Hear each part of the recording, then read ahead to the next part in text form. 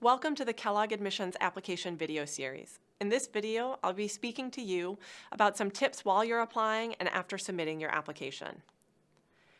My name is Christy Heaton, and I'm an Associate Director of Admissions here at Kellogg. I've worked at Kellogg for 9 years as an admissions officer for the Executive MBA program, and now here for the full-time program. I also had the privilege of being a JV, what we call spouses, partners, and significant others here at Kellogg. My husband is a 2005 graduate of the full-time MBA program, so I got to experience Kellogg in a very different way as a JV. In addition to working at Kellogg, I've worked as an MBA recruiter with Progressive Insurance, and I also did all of the student programming and experience for the Chicago Booth London campus. I have 2 young kids and a puppy at home, so that's a little bit about me and who you'll be listening to during this video. Now let's get on to what you're hoping to hear about, which are the tips for applying. We're asked year after year, what can I do to strengthen my application? What can I do to stand out? How do I become a stronger Kellogg applicant or applicant in general? And year after year, our advice and our tips are usually the same. That is to be yourself. Don't be scripted. Don't tell us who you think we want you to be. Be you. Be honest. Be raw. Tell us about your strengths and your weaknesses. Tell us about your failures and your successes. Tell your story. We want to know where you've been, what you've done, and what you've accomplished in your career. We want to know why you want to be at Kellogg. We want to know what you want to do with this MBA. So be confident in yourself and be yourself. That's my number one takeaway from this whole process, is the people who are really genuine and true to themselves tend to shine through stronger. My other tip here is to submit when you're ready. People always ask the difference between round 1, round 2, round 3. Round 1, it's the best time to apply. Every single seat is open and available. By round 2, some seats have already been taken, and it tends to be our biggest round, mostly because life happens for a lot of people who are hoping to submit in round 1 and they submit in round 2. Still a great time to be applying, but a little bit more competitive. If you're an international applicant, I would encourage you to apply in round 1 or round 2. Round 3 tends to be our smallest round, and it is the most competitive. By that time, most all the seats have been taken. So I would encourage submit when you're ready. If you're pushing for round 1 and life is happening, hit pause on that application and go for round 2 when you have the time to give it the energy and dedication that it needs. Also encourage you to do your research. Really get to know the schools that you're applying to, not just Kellogg, but all of them. Why do you like that school? Go talk to alums and current students. Figure out how you'll make an impact. Figure out how you'll learn at that school and in that community. The more you know a school, the better you'll be able to write your applications.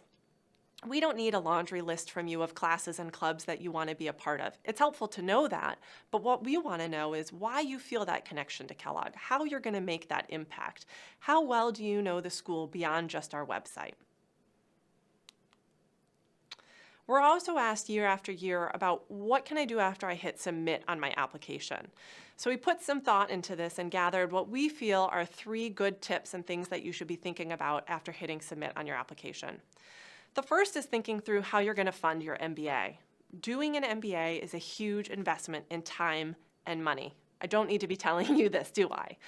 But what I would encourage you to do at this point in the process is to really read through.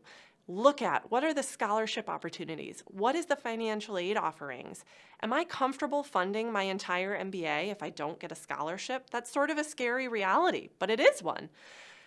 I also encourage you to call our financial aid office. I don't know how it works at other schools, but I know at Kellogg, our financial aid office has office hours every day, and they're open to talking to applicants, admitted students, and current students. So if you have questions about financing your MBA, pick up the phone and speak to one of them. It's easier to start thinking about this stuff when you don't have a decision to make.